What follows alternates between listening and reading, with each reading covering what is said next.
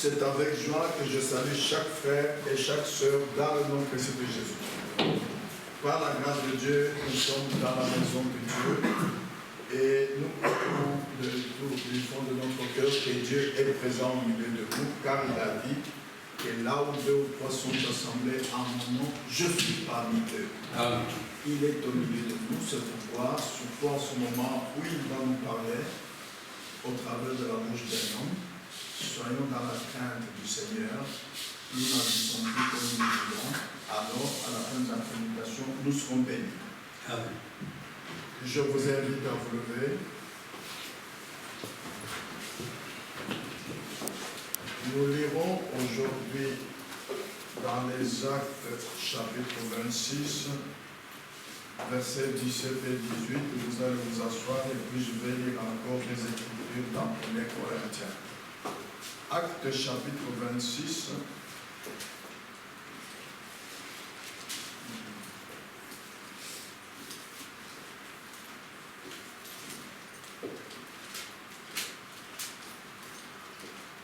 Actes 26, versets 17 et 18, je lis la parole de Dieu.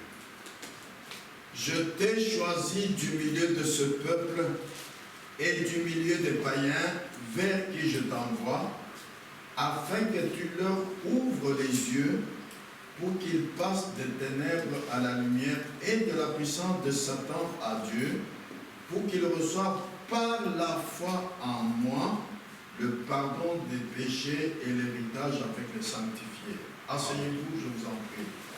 Maintenant, je vais continuer à lire encore dans 1 Corinthiens, chapitre 1, versets 23 et 24. 1 Corinthiens, chapitre 1, versets 23 et 24. Je lis.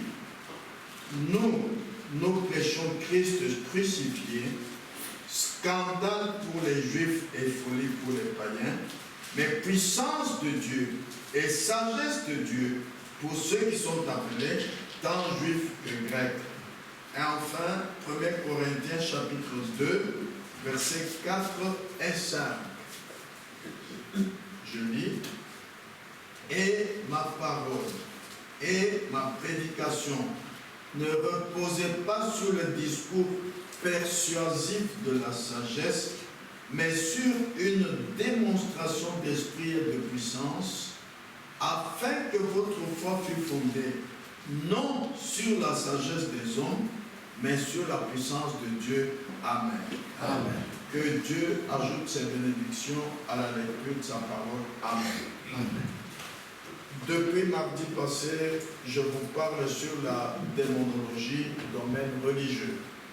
Aujourd'hui, les gens parlent des démons et ne savent pas ce que sont les démons et d'où viennent les démons. Ils ne savent pas ce qu'est la puissance des démons et comment les démons peuvent-ils opérer. Ils ne savent pas ce que sont les œuvres des démons et comment se débarrasser des démons. Nous sommes tous bien conscients qu'il y a des démons qui viennent dans notre vie quotidienne. Amen. Et des démons qui viennent même à la chair. Oui. Quand vous voyez un prédicateur prêcher une erreur ou une fausse doctrine, dites, pauvre frère, les démons l'ont visité, les démons l'ont conduit. Ah, un prédicateur n'est pas un Dieu. Les démons peuvent venir en lui même à la chair. C'est pourquoi, au lieu de critiquer un prédicateur qui a fait une erreur, priez pour lui par amour.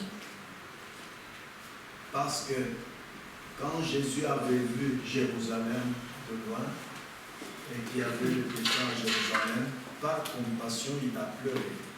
Celui qui aime a compassion de quelqu'un qui est dans le malheur, qui est dans le péché. Amen. Amen. Maintenant, nous savons que les démons viennent de Satan, le dragon, le serpent ancien, qui est le diable et Satan. Lorsqu'il fut chassé du ciel, 2/3 des anges furent chassés avec lui, et ces 2/3 des anges, ce sont ses anges à lui, les anges à Satan. Ce sont des esprits qui sont des démons. Nous lisons dans Ésaïe 14, versets 12 à 14. Ésaïe 14.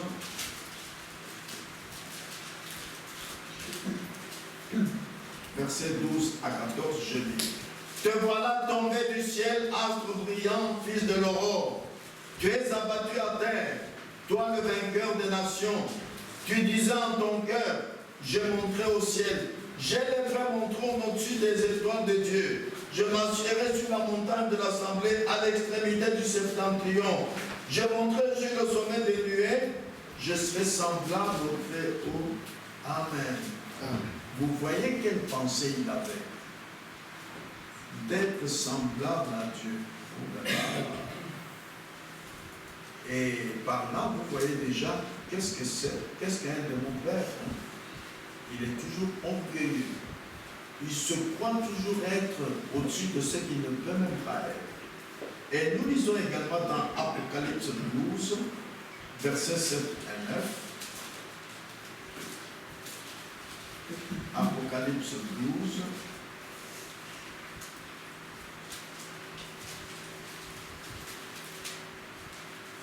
Versets 7 et 9, je lis.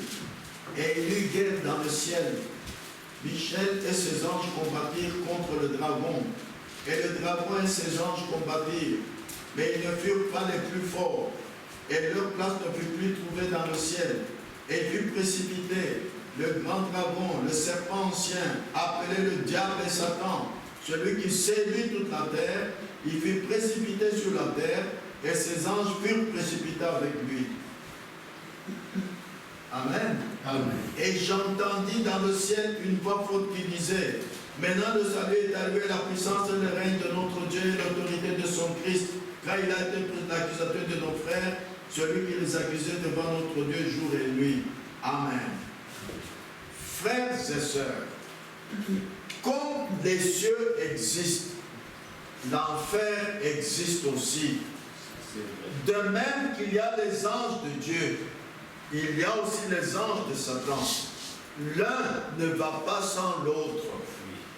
Tout comme il n'existe pas de jour sans nuit. En effet, aussi sûrement que nous voyons le jour, aujourd'hui le dimanche existait, aussi sûrement la nuit va succéder au jour. Oui, tu n'en peux rien mon frère et ma soeur, c'est comme ça. Il existe toujours le vrai et le faux. Ne l'oubliez pas. Nous pouvons les séparer les uns des autres. Non. Il y a deux puissances qui dominent le monde entier. La puissance de Dieu et la puissance de Satan. Et sur cette terre, tous les hommes subissent l'influence de l'une ou de l'autre de ces puissances. Et les démons sont notre ennemi. Ah! Faites bien attention à cela pendant que nous étudions la démonologie. Les démons ne sont pas vos amis, ce sont vos ennemis. Mais ils viennent en douceur. Jésus a dit dans Luc chapitre 10, versets 17 et 18. Lisons. Luc chapitre 10, versets 17 et 18. Je lis. Les 70 revinrent avec joie, disant, Seigneur, les démons même nous sont soumis en ton nom. Jésus leur dit, je voyais Satan tomber du ciel comme un éclair. Voici, je vous ai donné le pouvoir, verset 19 aussi, je vous ai donné le pouvoir de marcher sur les serpents et les scorpions, maintenant écoutez, et sur toute la puissance de l'ennemi, et rien ne pourra vous nuire. Amen. Amen. Nous, en tant que chrétiens, Jésus-Christ nous a donné le pouvoir de marcher sur la puissance de l'ennemi. L'ennemi a une puissance. L'ennemi est une puissance comme Dieu est une puissance. Mais nous devons maintenant parcourir les Écritures pour voir comment avoir cette puissance pour marcher sur la puissance de l'ennemi. Regardez les deux puissances au commencement quand elles sont à l'œuvre. Premièrement, la puissance de Dieu. Dieu dit à Adam, c'est-à-dire Dieu influença Adam et lui dit, tu pourras manger de tous les arbres du jardin, mais tu ne mangeras pas de l'arbre de la connaissance du bien et du mal. Car le jour où tu en mangeras, tu mourras. Maintenant, Satan, le serpent ancien, dit à la femme, il dit à Ève, c'est-à-dire Satan de son côté influença la femme, et en lui disant, Dieu a-t-il réellement dit, vous ne mangerez pas de tous les arbres du jardin? La femme répondit au serpent en Genèse 3, versets 2 et 3. Genèse 3, versets 2 et 3. La femme répondit au serpent, nous mangeons le fruit des arbres du jardin, mais quant au fruit de l'arbre qui est au milieu du jardin, Dieu a dit, vous n'en mangerez point et vous n'y toucherez point, de peur que vous ne mouriez. Maintenant, retenez ceci comme instruction biblique. La femme a répété mot à mot ce que Dieu avait dit à Adam. La parole pure. Mais cela ne l'a pas empêché de tomber sous la puissance de l'ennemi. Retenez bien ça. Répéter la parole pure n'est pas une force. Non. Retenez bien ce que la Bible nous enseigne. Comment parvenir à avoir ce pouvoir que nous avons lu dans Luc 10 où Jésus a dit, je vous ai donné le pouvoir de marcher sur la puissance de l'ennemi et rien ne pourra vous nuire. Parce qu'il y en a qui pensent parmi nous qu'en récitant la parole de Dieu comme elle est écrite, en récitant le message de Frère Branham, il est en ordre. Non, tu n'es pas en ordre encore. Tu n'as pas les armes. Réciter la parole de Dieu, ce n'est pas ce que Dieu nous demande. Vous voyez? Alors le serpent dit à la femme, Genèse 3, versets 4 et 5, vous ne mourrez point, mais Dieu sait que le jour où vous en mangerez, vos yeux s'ouvriront et que vous serez comme des dieux, connaissant le bien et le mal. Le serpent influença Ève, par l'interprétation particulière de la parole de Dieu, qu'Ève venait de lui réciter exactement comme Dieu l'avait dit. 2. Le serpent influençant Ève par le raisonnement sur la parole de Dieu. Ces deux choses, l'interprétation particulière de la parole de Dieu, le raisonnement sur la parole de Dieu, ces deux choses viennent de Satan. Ces deux choses viennent des démons et non pas de Dieu. Et Dieu n'en veut pas. S'il vous plaît, ne raisonnez jamais avec la parole de Dieu. Vous allez voir le chemin que Dieu nous a donné à suivre. Dieu, lorsqu'il parle, lorsqu'il a dit quelque chose, c'est qu'il a dit demeure éternellement. Ça ne peut pas être interprété. Ce que vous entendez, mettez-le en pratique tel que vous l'avez entendu. N'essayez pas de devenir ne fût-ce que d'un tout petit peu. Non, ça, c'est l'œuvre des démons. C'est un démon qui vous conduit à faire ça, pas Dieu. L'influence de Satan a atteint son but au commencement, au jardin d'Éden. Le serpent ancien séduisit Ève par la convoitise des yeux.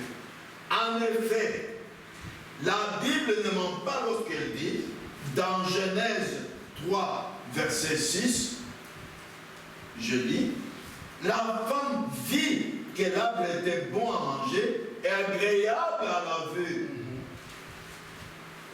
Amen. Amen. La femme vit que, l'arbre était bon à manger.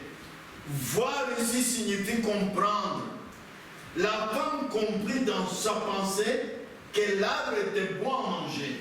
Vous voyez l'œuvre des démons, l'œuvre de Satan, c'est d'utiliser votre pensée. en interprétant d'une manière particulière la parole pure que Dieu vous a donnée. Amen. Amen. En raisonnant sur la parole que Dieu vous a donnée, il vous fait raisonner. Dieu sait que la femme a accepté la pensée du serpent ancien qui était contraire à la parole de Dieu. Vous voyez, retenez bien qu'est-ce que c'est que les démons. Toute pensée, tout raisonnement sur la Bible, toute interprétation sur la Bible qui est contraire à la Bible, ce n'est pas de Dieu, ce sont les démons. Galates 4:30 dit, que dit l'Écriture? Vous vous en tenez là. N'essayez pas de dévier un tout petit peu. Non. Si vous êtes un bon chrétien, quand quelqu'un vous interprète la parole, refusez. C'est un démon qui est en lui. C'est ce que le serpent ancien a fait au début avec Ève. C'est l'œuvre des démons. Et c'est ce que Satan a fait aussi au ciel. Nous avons lu. Il pensait, n'est-ce pas, dans Ésaïe 14, 13 et 14. Voici les pensées de Satan. Les mêmes pensées que les démons ont. Tu disais en ton cœur, vous voyez les pensées. Je monterai au ciel, j'élèverai mon trône au-dessus des étoiles de Dieu, je marcherai sur la montagne de l'assemblée, je serai semblable au Très-Haut. Il avait des pensées. C'est l'œuvre des démons de vous attirer vers les pensées, mais les pensées contraires à la parole de Dieu. Ça a commencé au ciel. Amen. Amen. Frères et sœurs.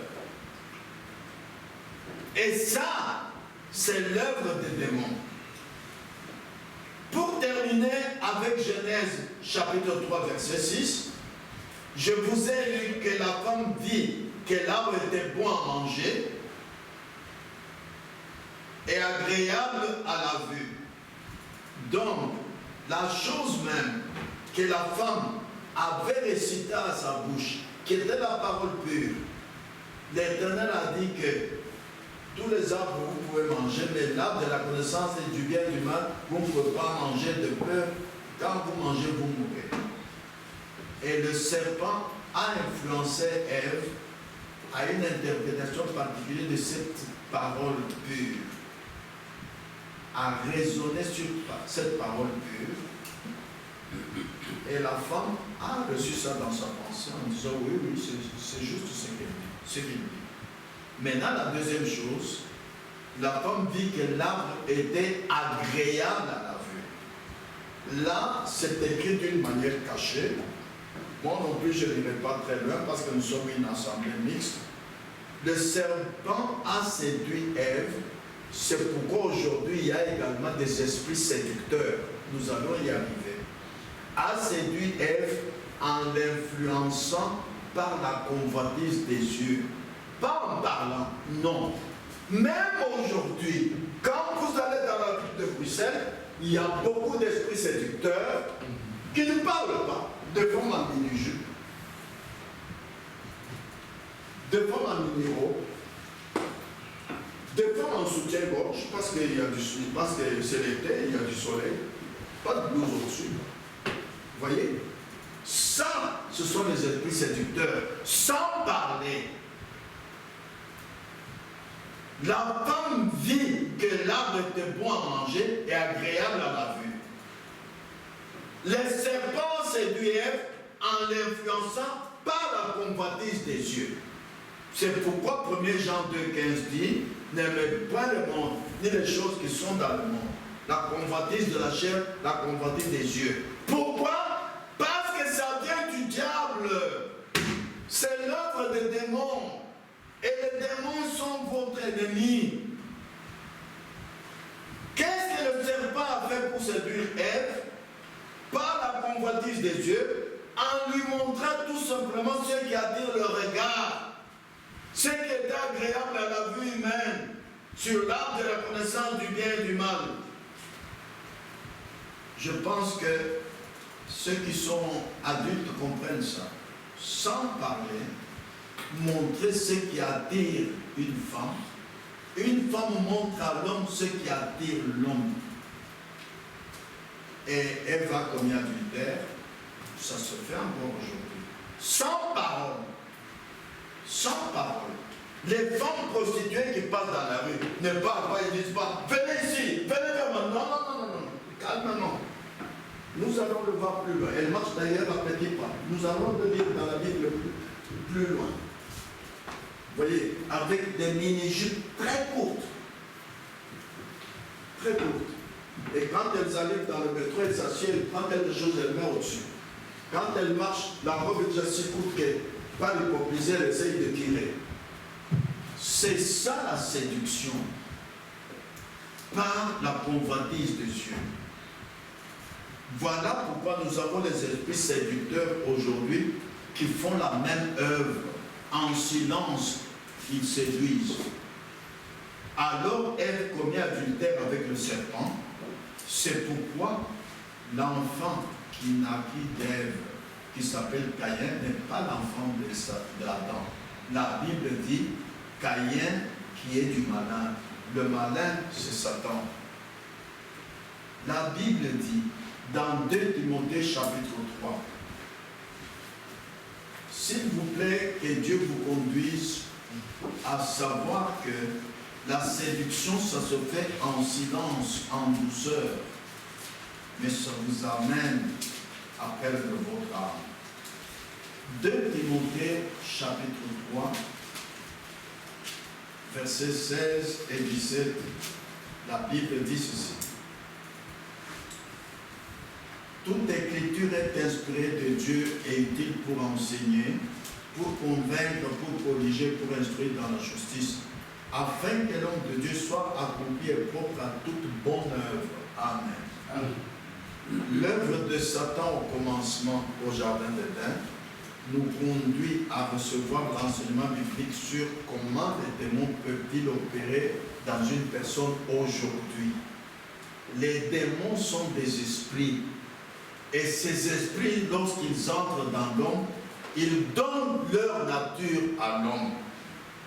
Et nous allons ainsi étudier la puissance des démons et le mal qu'ils infligent au monde dans la démonologie, domaine religieux, dans la démonologie, domaine physique et dans la démonologie, esprit séducteur.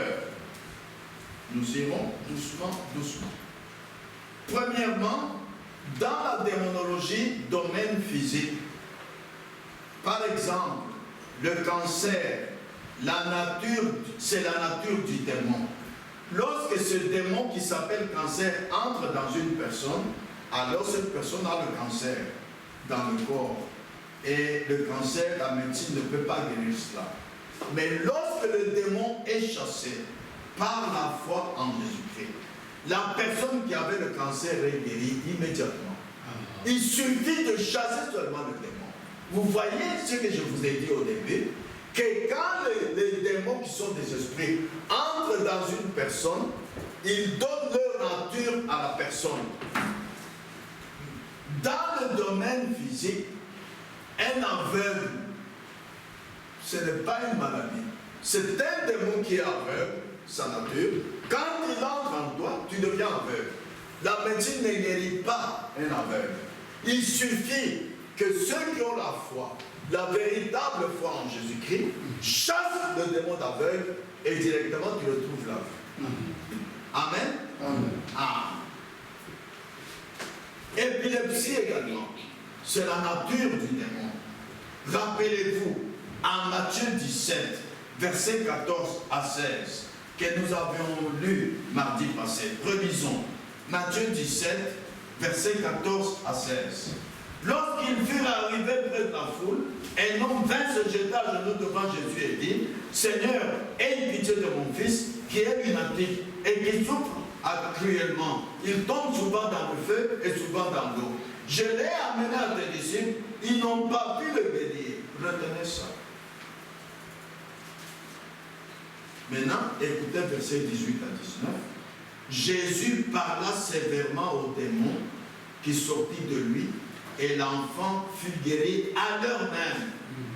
Alors les disciples s'approchèrent de Jésus et lui dirent en particulier, pourquoi n'avons-nous pu chasser ce démon?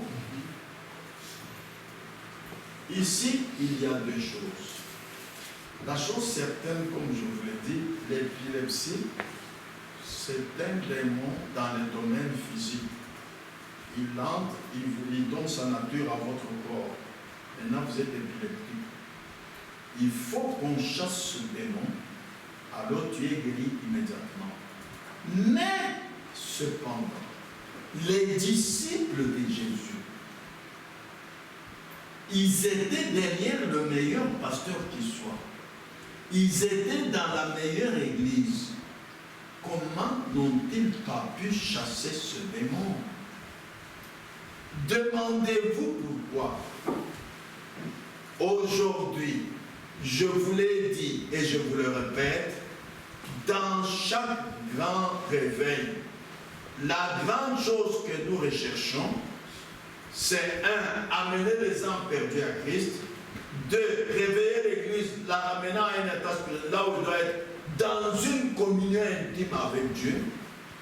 Pas des gens qui prennent l'Écriture et l'appliquent telle qu'ils l'ont lu. Non, il faut être en communion intime avec Dieu.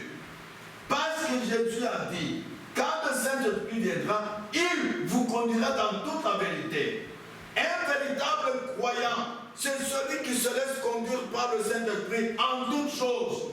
Jésus lui-même a dit, le Fils ne fait rien de lui-même. Il ne fait que ce qu'il va faire au Père.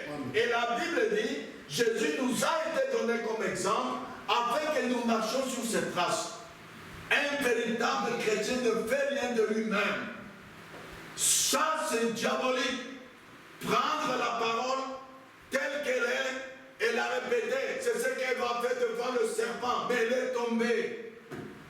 Ce n'est pas la chose à faire. La chose à faire, c'est se laisser conduire par le Saint-Esprit. Être témoin de Dieu comme l'était David.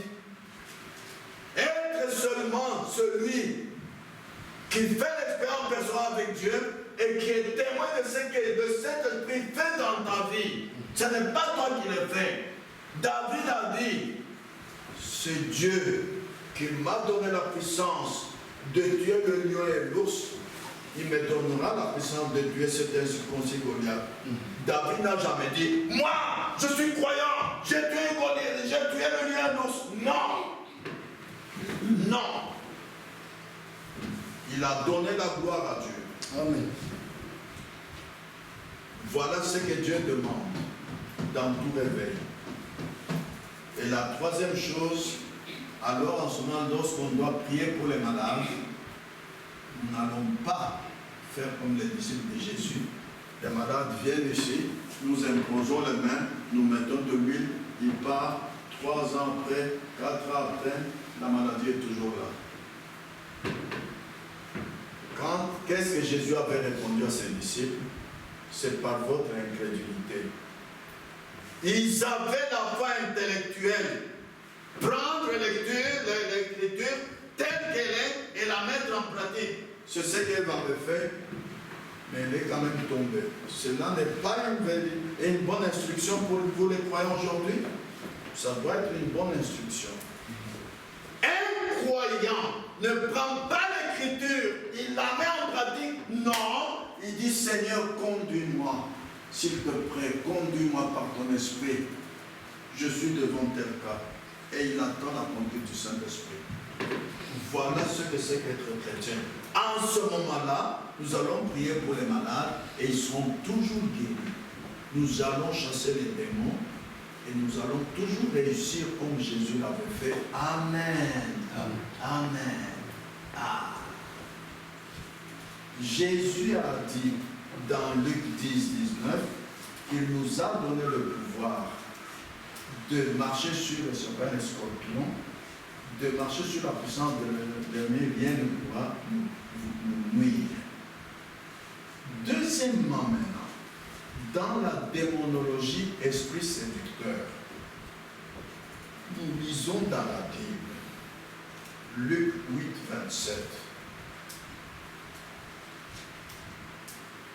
Voici les esprits séducteurs dans la Bible. Luc chapitre 8, verset 27. Je lis. Lorsque Jésus fut descendu à terre, il vint au-devant de lui un homme de la ville qui était possédé de plusieurs démons. Depuis longtemps, il ne portait point de vêtements et avait sa demeure non dans une maison mais dans les sépulcres. Verset 29. Car Jésus commanda à l'esprit impur de sortir de cet homme dont il s'était emparé depuis longtemps. On le gardait lié de chaînes et les fers aux pieds, mais il rompait les liens et il était entraîné par le démon dans le désert. Verset 35. Les gens allèrent voir ce qui était arrivé. Ils vinrent auprès de Jésus. Ils trouvèrent l'homme de qui était sorti le démon, assis à ses pieds, vêtu et dans son bon sens. Et ils furent saisis de frayeur. Amen. Amen. Quelle bonne instruction.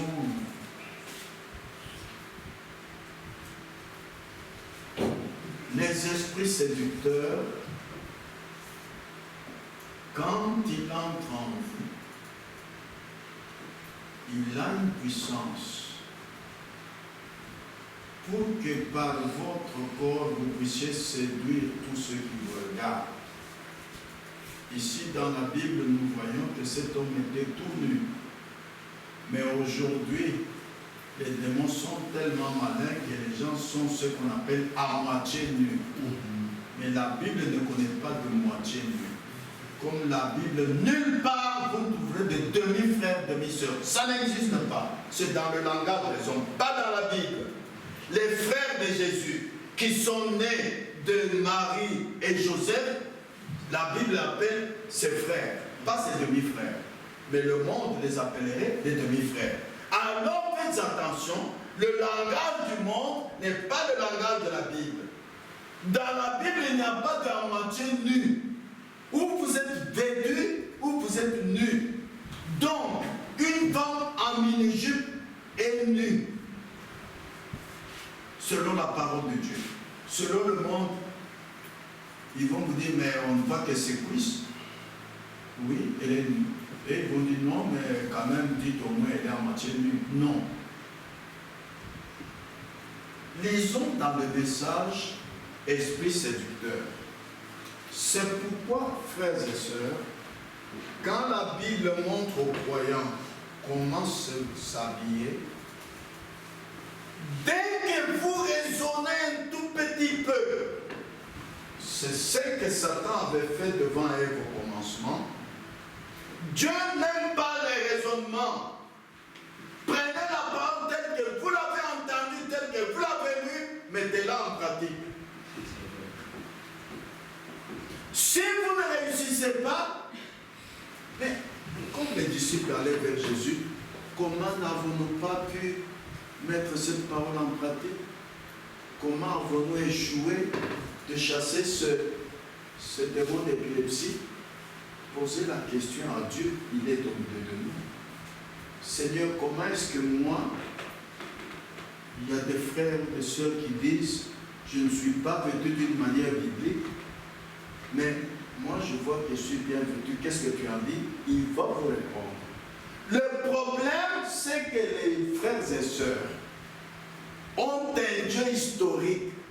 C'est Dieu qui a dit, là où 2 ou 3 sont adorants, je suis parmi eux, et ils ne lui parlent pas. Même à la fin de la prédication, quand on dit prions, il ne parle pas à ce Dieu qui est présent. Non. Il parle d'après son raisonnement sur ce qu'il a entendu dans la prédication, ce qui est diabolique. Dès que vous raisonnez, dès que vous prenez votre connaissance intellectuelle, appliquez sur la prédication, appliquez sur la Bible, vous avez un démon en vous. Retenez-le. Ils viennent avec douceur. Hein. Ils ne vont pas vous dire, laissez-la pas. Non, non, non. pas dit à Ève, laisse la parole. Non, non, non, non, il a dit, oui, c'est bien, mais écoute, Dieu lui-même sait. Écoutez dans les esprits séducteurs ce que le prophète de notre temps nous dit, au paragraphe 83.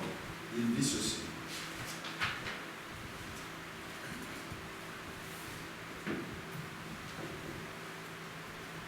Si les démons les déshabillaient, il n'y a jamais eu qu'une seule personne dans eux qui ait déchiré ses habits. C'était un homme possédé de démons. Aujourd'hui, les gens disent, si vous vous déshabillez, cela vous rafraîchira davantage. Il y a des hommes en train de parcourir la cour à moitié nus, et les femmes de même. Eh bien, vous en arriverez au point où il n'y a plus de respect les uns pour les autres que n'en ont les chiens. J'essaie, je ne veux pas vous choquer, j'essaie seulement de vous dire que c'est une possession diabolique et que vous êtes en train d'écouter les esprits séducteurs qui vous disent c'est très bien. Je m'arrête là. Frères et sœurs, chacun de nous, surtout les sœurs, ils connaissent bien ce que dit 2 Timothée chapitre 2 verset 9. Femmes, soyez habillées d'une manière décente avec pudeur. C'est Dieu qui l'a dit, pas le prédicateur. Faites comme les disciples.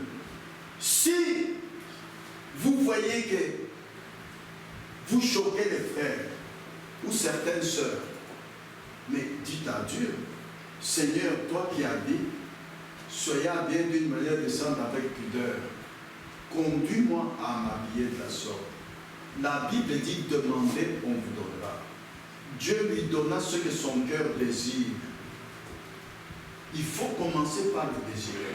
Mais si tu te bornes à dire, non, vous exagérez, non, écoutez frère, là, vous êtes possédé par les démons de séduction. C'est sûr et certain.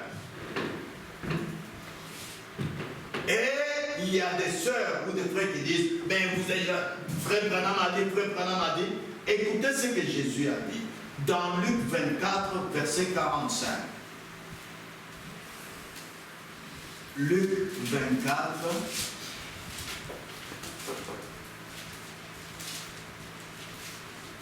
verset 45.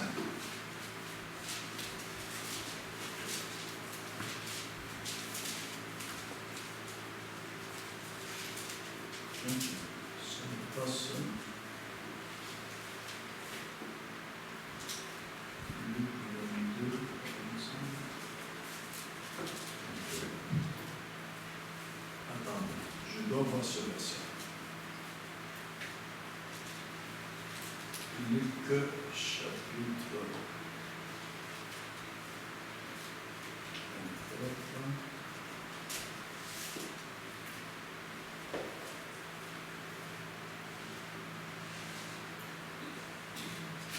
Moi je peux choisir 24, 45.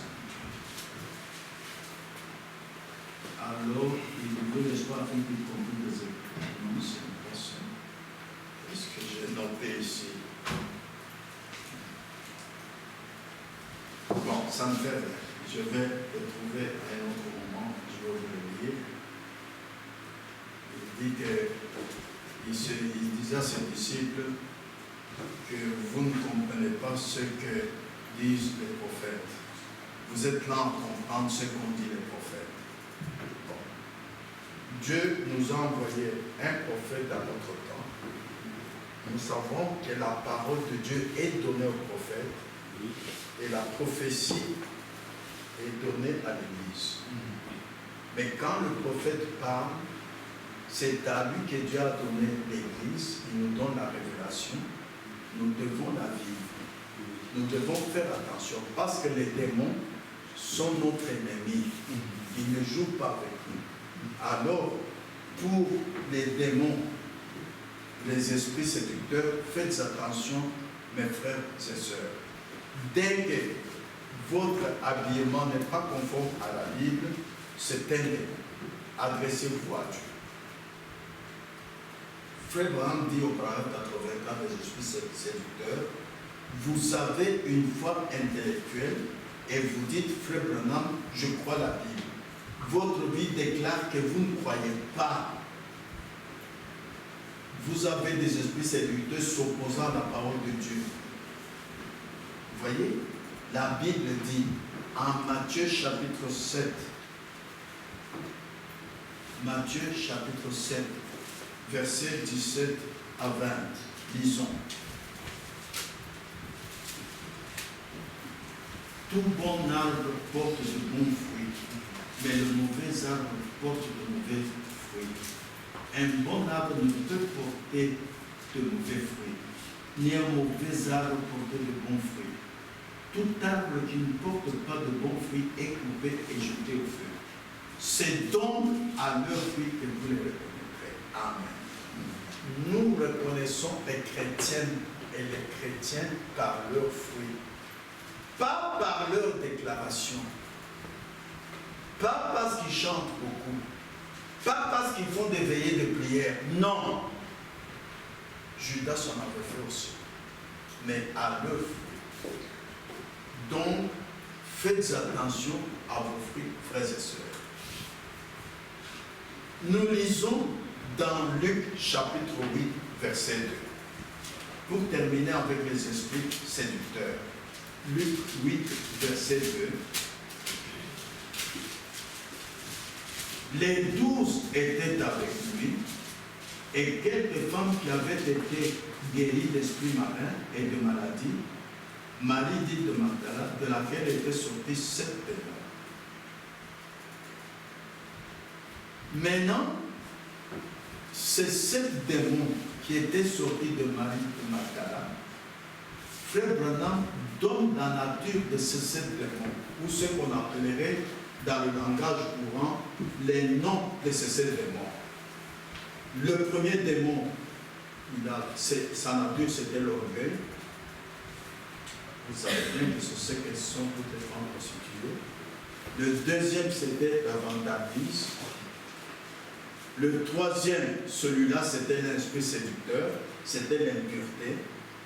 L'impureté, c'est l'état de ce qui est impur, de ce qui est souillé, ce qui est contraire à la chasteté. Le quatrième démon, c'était l'obscénité. C'est le caractère de ce qui est obscène, qui blesse ouvertement la pudeur par de représentation d'ordre sexuel. Voilà, Marie de Magdala avait ça. Toutes les femmes prostituées ont ça. Même ici dans l'assemblée, les démons sont là. Elles peuvent entrer dans une sœur et lui donner l'obscénité qu'avait de Marie de Magdala. Elle a besoin d'aller auprès de Jésus pour que ces démons soient chassés d'elle-même. En faisant l'effort, elle n'y arrivera pas. Parce qu'aucun homme, aucune femme ne peut vaincre la puissance de Satan. Il n'y a que 2 puissances qui dominent le monde entier. La puissance de Dieu et la puissance de Satan. Quand les démons sont en toi, s'il vous plaît, Jésus revient bientôt. La Bible dit que certes il a un homme de gagner le monde entier s'il perd son âme. Pour que tu puisses cesser l'obscénité, il faut que ce démon soit chassé. Le 5e démon qui était dans Marie de Magdala, c'était la vulgarité. Le 6e, c'était la rivalité. Et le 7e, c'était les querelles. Donc, vous voyez que quand un démon entre en toi, il te donne sa nature.